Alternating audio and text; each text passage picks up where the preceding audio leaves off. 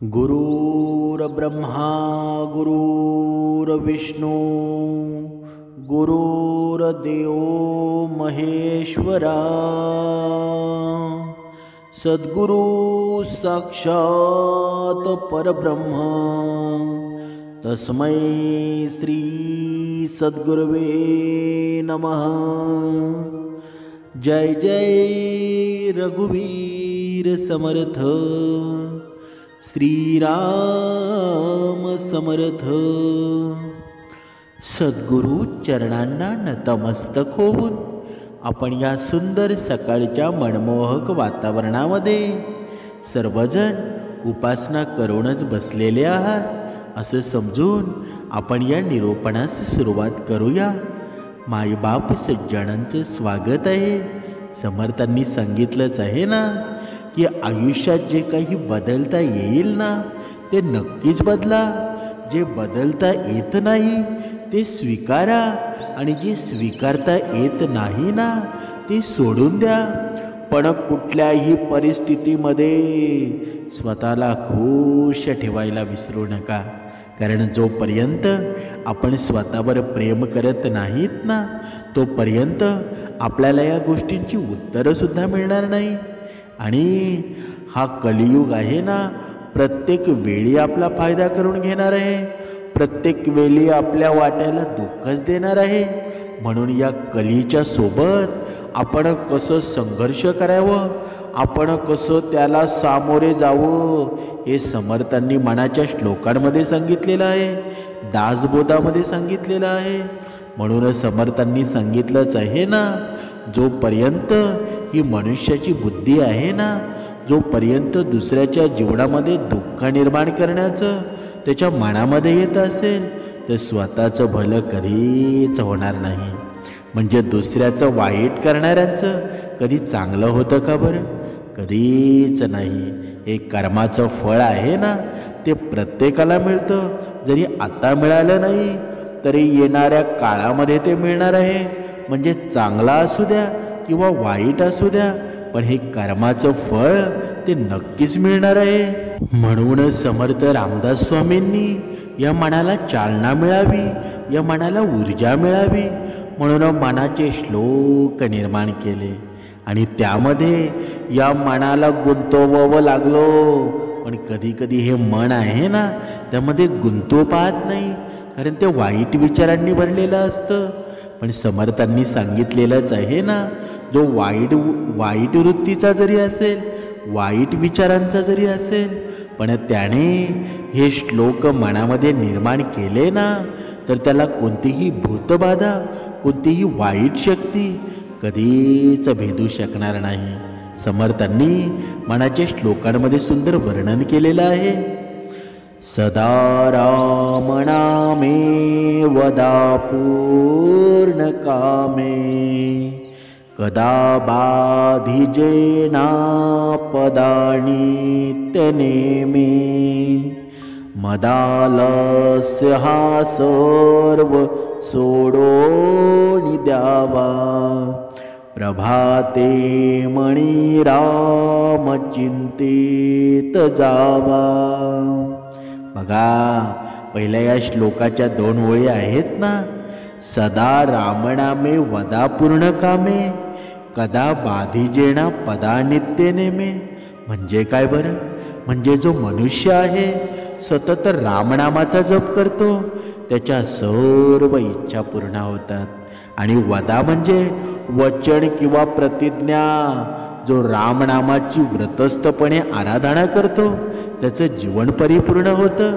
आणि मनुष्याच्या या प्रकारच्या ऐहिक जीवनामध्ये आणि पारमार्थिक ज्या गरजा असतात ना त्या पूर्णपणे पूर्ण होतात। आणि रामनाम नित्यनेमाने जपणाऱ्या व्यक्तीला कोणतीही बाधा किंवा संकट मार्गात येत नाही। आता तुम्ही म्हणाल की आम्ही तर रोज उपासना करतो, रोज भक्ती मार्गामध्ये आहोत, तरीसुद्धा आमच्या वाट्याला दुःख का आहे बरं? कारण आपण नेहमी जेव्हा भक्ती मार्गामध्ये येतो ना नुसती आपण भक्ती करण्याच्या अगोदर फळाची अपेक्षा करत असतो।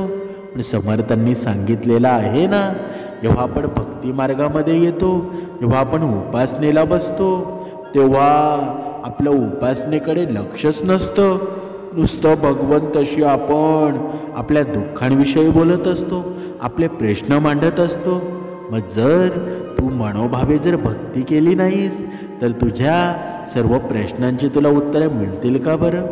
जेव्हा भगवंताला वाटेल ना की तुला न सांगता तो सुख देणार आहे, पण तू भक्ती मार्ग व्यवस्थित केलास तरच होईल ना.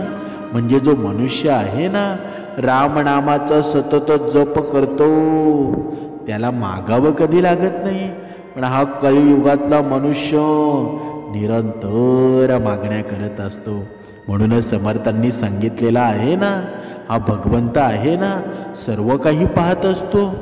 त्याला जेव्हा द्यायचं असेल ना तेव्हा तो नक्कीच देणार आहे.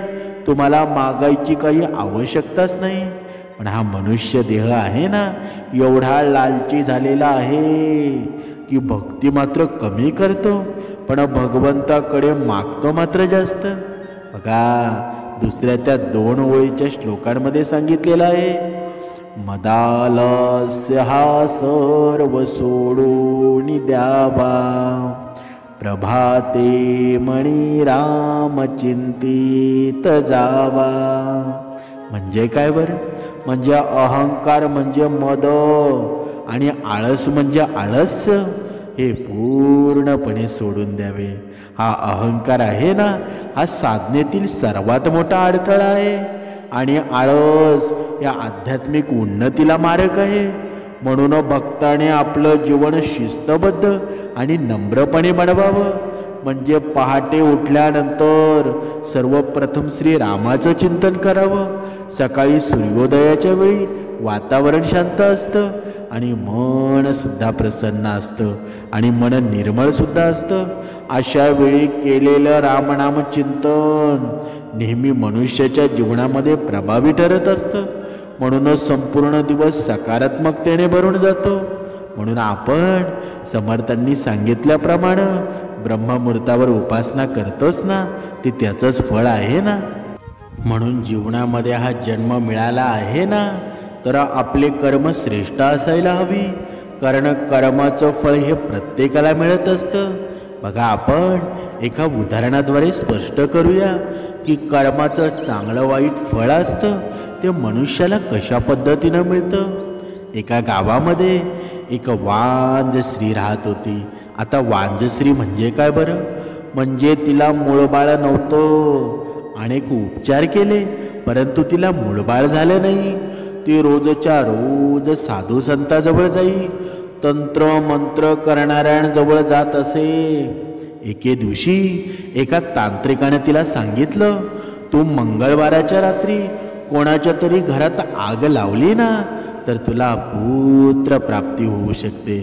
त्या स्त्रीच्या डोक्यावर त्या पुत्रप्राप्तीचा एवढा भूत चढला होता की तिनं त्या तांत्रिकाच्या सांगण्यावरून तिच्या शेजारच्या एका गावामध्ये त्या घरामध्ये मंगळवाराच्या दिवशी आग लावली आणि रात्रीची वेळ होती.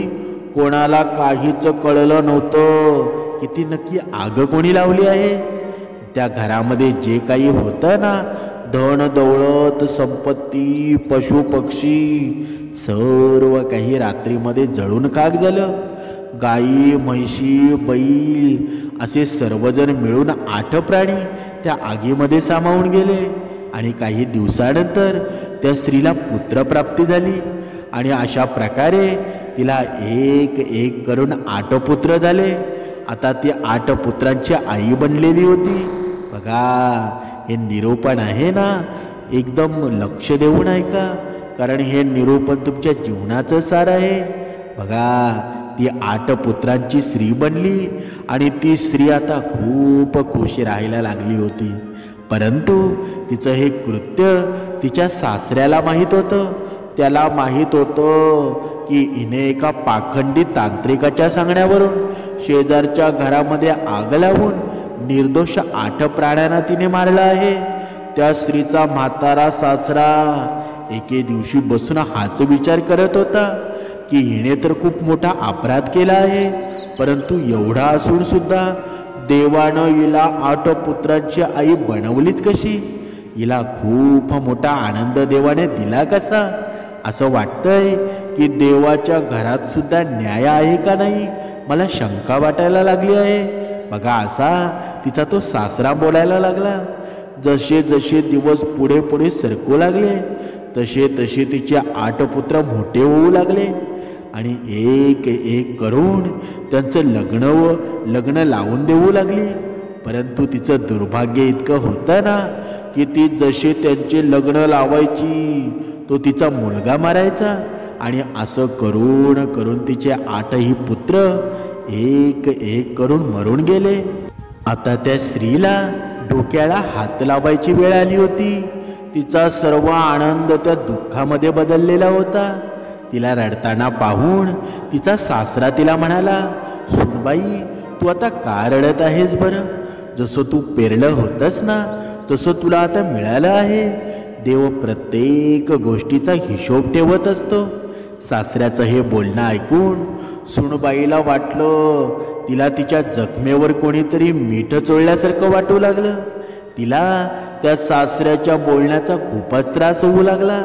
ती स्त्री म्हणाली, हे म्हाताऱ्या, माझी 8ही मुलं मेली आहेत.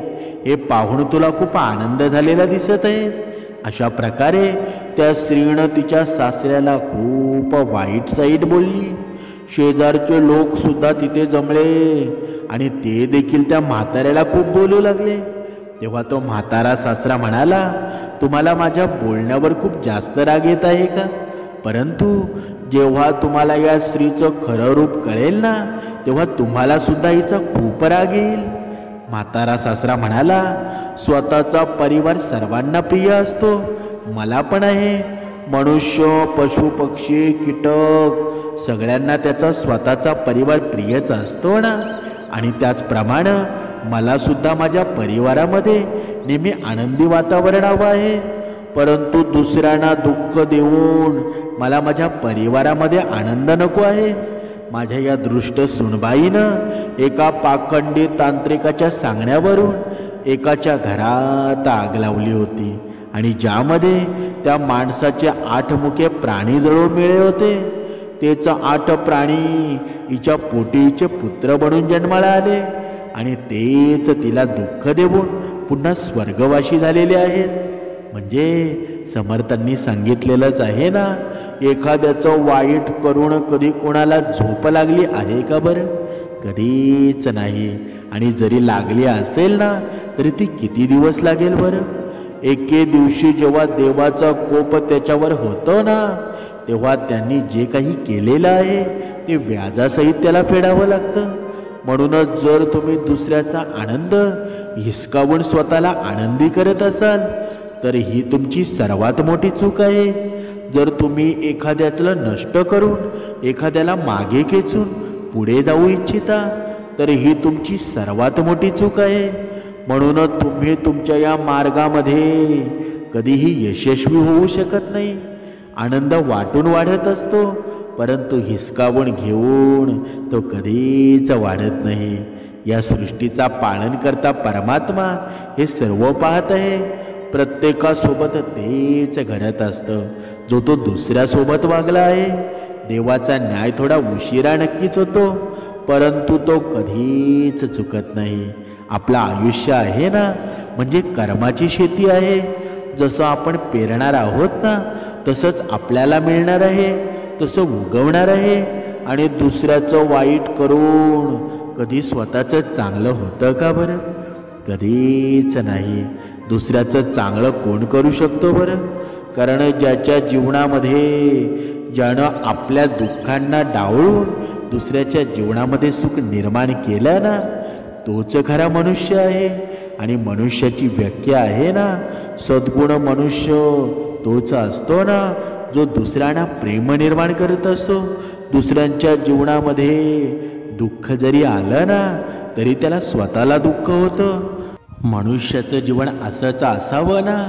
की नेहमी त्यानं स्वतःला प्रेम करून दुसऱ्याला सुद्धा प्रेम करावं. म्हणजे त्याच्या जीवनामध्ये ज्या घटना घडतात ना त्या प्रत्येक भगवंताच्या रूपाने घडाव्यात. म्हणजे भगवंताला आठवण त्या घडायला हव्या. तेव्हा त्याच्या जीवनामध्ये आनंद निर्माण होतो ना. आणि पापापासून दूर मनुष्यानं राहावं. समर्थांनी मनाच्या श्लोकांमध्ये सुंदर वर्णन केलेलं आहे. मना पाप संकल्प सोडून द्यावा, मना सत्य संकल्प जीवी धरावा, मना कल्पना ते नको विषयांची, विकारे घडे हो जणी सर्व चेची. बघा हे म्हणा या पापाची वासना आहे ना ती अजिबात जीवनामध्ये तू आणू नकोस, जीवनामध्ये तू बाळगू नकोस. कारण हे पाप आहे ना तुझ्या जीवनामध्ये दुःख निर्माण करणार आहे. दुःखाशिवाय काहीच राहणार नाही. हे पाप आहे तुला नवीन नवीन सुख सुद्धा देईल, पण ते सुख क्षणिकच असेल ना. म्हणून या पापापासून तुला मुक्त व्हायचं असेल तर भगवंताच्या नामाशिवाय तुला दुसरा पर्याय नाही. या अंतिम सत्य आहे ना. जर ईश्वराच्या प्राप्तीची जर तू इच्छा धरलीस तर तुझ्या जीवनामध्ये सुख निरंतर टिकेल. आणि जर तू पापापासून मुक्त झाला नाहीस तर तुला तुझ्या आयुष्यामध्ये अधोगती लागणार आहे. म्हणजे विषयांमध्ये सुख असतं अशी चुकीची कल्पना आहे ना तू कधीच करू नकोस. कारण हे विषय विकारामध्ये बुडालेला मनुष्य या जीवनामध्ये नरकामध्ये जात असतो, अधोगती प्राप्त करत असतो. म्हणून तुला या जीवनामध्ये श्रेष्ठत्व निर्माण करायचं असेल तर तू समर्थ विचारांमध्ये राहायला हवा. जर तू समर्थ विचारांमध्ये राहशील ना तर तुझ्या जीवनामध्ये हे सत्याची बाजू आहे ना तुझ्या जीवनामध्ये सुख निर्माण करणार आहे. समर्थांनी बघा पुढे मनाच्या श्लोकांमध्ये सुंदर वर्णन केलेलं आहे. देहे त्यागिता कीर्ती मागे उरावी, सज्ज मना सज्जना हेची क्रिया धरावी, मना चंदनाचे परित्वा झिजावे, परिअंतरी सज्जनानी ववावे. बघा किती सुंदर वर्णन आलेलं आहे. हे समर्थांचे हे शब्दरचना आहे ना बघा ही मनाला भेटून जाते, मनाला एखादा प्रकाश टाकून जाते. समर्थांनी सांगितलेलं आहे हे म्हणा या जीवनामध्ये अशी कामे करशील ना की मृत्यूनंतर सुद्धा तुझी कीर्ती उरावी. म्हणजे जर तू या कलियुगामध्ये जन्माला आलेला आहेस ना तर तू या कलियुगामध्ये अशी कामं कर की जरी तुझा मृत्यू जरी झाला ना तरी तुझ्या मागील तुझ्या पूर्वजांनी हे सर्व तुझे उपकार आहेत ना वारंवार आठवावे.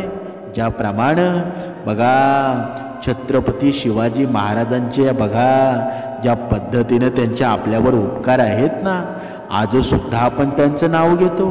कारण का बरं? कारण त्यांची कीर्ती बेभान होती. कारण त्यांनी आपल्यासाठी काय काय नाही केलं ना हे आपण सांगू शकत नाही. कारण त्यांचे उपकारच आपल्यावर एवढे आहेत की आपण ते उपकार कधी फेडू शकत नाही. तसे आपण व्हावं आणि आपलं हे कर्म तेच आपल्याला तसं करतील ना. म्हणून आपल्या जीवनामध्ये प्रत्येक गोष्टीमध्ये राम असेल, प्रत्येक कार्यामध्ये राम असेल, आपल्या नामस्मरणामध्ये राम असेल तर आपल्याला कोणी भयभीत करू शकत नाही. आपल्याला कोणी कधीच हरवू शकत नाही. आपला जय निश्चित ठरलेला आहे. म्हणूनच समर्थांनी सांगितलेलं आहे ना मनुष्य आजच्या काळामध्ये एखादी व्यक्ती आहे ना केवळ पैशाला सुख म्हणून मानते. आपण ज्यांच्याकडे पैसा असला त्याला भाग्यवान मानतो. पण कधी विचार केला आहे का की या जगामध्ये असेही काही लोक आहेत ज्यांच्याकडे खूप पैसा आहे पण तरीसुद्धा ते स्वतःला भाग्यवान मानत नाहीत आणि त्यांनासुद्धा या पैशा व्यतिरिक्त अन्य सुख प्राप्त होत नाही. म्हणजे आजच्या या कलियुगामध्ये, या कलियुगाच्या जीवनामध्ये जर तुमच्याकडे एक वेळचे पैसे कमी असतील तरी चालेल, पण जे तुम्हाला आता या 5 गोष्टीबद्दल सांगणार आहे ना, त्या 5 गोष्टी जर तुमच्याकडे असतील तर तुम्ही खरे भाग्यवान आहात, तुम्ही खरे श्रीमंत आहात. पहिली गोष्ट म्हणजे जर तुम्हाला 2 वेळचं अन्न मिळत असेल तर तुम्ही स्वतःला भाग्यवान मानलं पाहिजे. आपण सभोवताली पाहिलं की आपल्याला कळेल की या जगामध्ये अशी कितीतरी माणसं आहेत ज्यांना अनेकदा 2 वेळचं जेवणसुद्धा मिळत नाही आणि ते उपाशी झोपून जातात, आपलं जीवन व्यतीत करतात. मग आपलं जीवन तसं आहे का बरं? कधीतरी या गोष्टीचा विचार आहे ना, तो प्रत्येक मनुष्याने करायला हवा. जेव्हा आपण दुसऱ्याची बरोबरी करायला जातो, जेव्हा आपण दुसऱ्यासारखं वागायला जातो ना, तेव्हा आपल्याला सुद्धा त्रास होत असतो. पण आपण बघा, मीपणाचा हा झेंडा, अहंकाराचा हा शर्ट घालून जेव्हा असं करतो ना, तेव्हा आपल्या जीवनामध्ये दुःख आल्याशिवाय राहील का बरं? नक्कीच येणार आहे. म्हणून दुसरी गोष्ट लक्षात ठेवा, आपल्याकडे सुशील आणि प्रेमळ पत्नी किंवा पती असेल तर आपण जगातील भाग्यवान व्यक्तींपैकी एक आहात. अशी स्त्री किंवा पुरुष संपूर्ण कुळ सांभाळते. आणि दुसरीकडे ज्या पती पत्नीमध्ये सारखा वाद होत असेल, दिवस रात्र भांडण होत असतील, तर अशा कुळाचा विनाशच होतो ना. मग ते पैसे असून सुद्धा काय कामाचे बरं? तुमच्याकडे सामंजस्यपणा नसेल तर तुम्ही भाग्यवान नाही. तर तुमच्याकडे पैसा असून सुद्धा तो काय कामाचा आहे बरं? जर तुमचं कुटुंब सुखी नसेल, तुमच्यामध्ये निरंतर वादच होत असतील, तर तो पैसा काही खायचा आहे का? जर ज्या पैशामुळं आपल्या जीवनामध्ये समाधान आणि सुख निर्माण होत नसेल तर त्या पैशाचा काही उपयोग आहे का बरं? काहीच नाही. जर तुमचं कुटुंब तुमच्या सोबत आहे, तुमच्या परिवारामध्ये वादविवाद नाही, तुमच्या कुटुंबातील सदस्य एकमेकांची काळजी घेत असतील, तर समजायचं की तुमच्यासारखा भाग्यवान दुसरा कोणी नाही. पण आपण नुसती दुसऱ्याची बरोबरी करायला जातो आणि तिथेच आपली चूक होते. दुसरा काय करतो ना, त्याची आपण कॉपी करायला जातो, पण आपल्याकडे जे आहे ना ते आपण विसरून जातो. मग तेव्हा आपल्याकडे दुःख येतं ना. म्हणून या गोष्टींचा आपण विचार करायला हवा. जर तुमची बघा पाचकप्रमाणे चांगली असेल तर स्वतःला खूप भाग्यवान समजा. आता पाचक प्रणाली म्हणजे काय? जर तुमचं शरीर व्यवस्थित असेल, कारण असे बरेच लोक आहेत ज्यांना अन्नाची कमतरता नाही, परंतु हे काही कारणास्तव ते खाऊ शकत नाही. जर ते खाल्लं ना तर ते पचवता येत नाही. अशा लोकांना सारखा दवाखाना करावा लागतो. जर तुमचं आरोग्य उत्तम असेल ना तर तुम्ही स्वतःला भाग्यवान समजा, तुम्ही स्वतःला नशीबवान समजा. आता 5वी गोष्ट पाहूया. जर तुमच्याकडे अमाप पैसा असेल, पण तो कसा हाताळायचा, त्याचा योग्य वापर कसा करायचा, पैशाला टिकवून कसं ठेवायचं, हे गुणधर्म तुमच्या अंगी जर असतील ना तर तुम्ही स्वतःला भाग्यवान समजा. कारण बऱ्याच लोकांना वडिलोपार्जित अमाप पैसा मिळून सुद्धा एक दिवस त्यांना भीक मागायची वेळ येते. म्हणजे काय बरं? म्हणजे आपल्याकडे किती पैसा आहे ना, त्यापेक्षा आपलं मन कसं आहे, त्यापेक्षा आपलं वागणं कसं आहे, हेच श्रेष्ठत्व निर्माण करत असतं ना. म्हणून समर्थांनी सांगितलेलं आहे की दान देण्याचा उत्साह प्रत्येकामध्ये असतो का बरं? जर तुमच्यामध्ये हा उत्साह असेल ना तर तुम्ही स्वतःला श्रेष्ठ समजा. कारण दान करणारा दुसऱ्याचं आयुष्य चांगलं बनवण्यासाठी मदत करतो आणि त्याशिवाय पुण्य कमवून आपलं कुटुंब आणि जीवन समृद्ध करत असतो. म्हणून धर्मग्रंथामध्ये हे दानाचे विशेष महत्त्व सांगितलेले आहे. जर तुम्ही गरज पडल्यास दान करत असाल तर तुमच्यासारखा भाग्यवान या जगात कोणीच नाही. कारण परमेश्वर एका हाताने दान देणाऱ्या माणसाला दोन्ही हाताने भरभरून सुख परत करत असतो. म्हणून आयुष्यामध्ये भगवंताने हे जीवन दिलेलं आहे ना, तर कधीतरी दान करायला हवं. जर आपली परिस्थिती चांगली नसेल ना, आपल्यालाच खायची पंचायत असेल, तरीसुद्धा वाटेत जाणारा एखादा भिकारी असेल, जर तुम्ही जेवण करत असताना जर चाललेला असेल ना, तर आपल्या ताटातला घास त्याला द्यायला हवं, आपल्याला पिणाऱ्याला पाणी द्यायला हवं. जरी हे जरी तुम्ही केलं ना, तरी तुम्ही भक्ती केली म्हणून समजा. म्हणजे भक्ती म्हणजे काही वेगळी गोष्ट आहे का? अजिबात नाही. तुमच्या कर्मांवर भक्ती अवलंबून असते. जर तुम्ही मोठमोठे ग्रंथ वाचून जर तुम्ही माणसातले माणूस होऊ शकला नाही, तर त्या भक्तीचा काही उपयोग आहे का? काहीच नाही. ज्याला भक्ती समजली ना, तो अहंकारापासून दूर झाला. ज्याला भक्ती समजली ना, तो नम्र झाला. आणि तुम्ही नम्र झालेले आहात, तुम्ही भगवंताचे लाडके आहात. म्हणून रोज 2 वेळची उपासना करा. ब्रह्ममुहूर्तावर उठा. तुमची स्वप्न नक्कीच साकार होणार आहेत. जय जय रघुवीर समर्थ.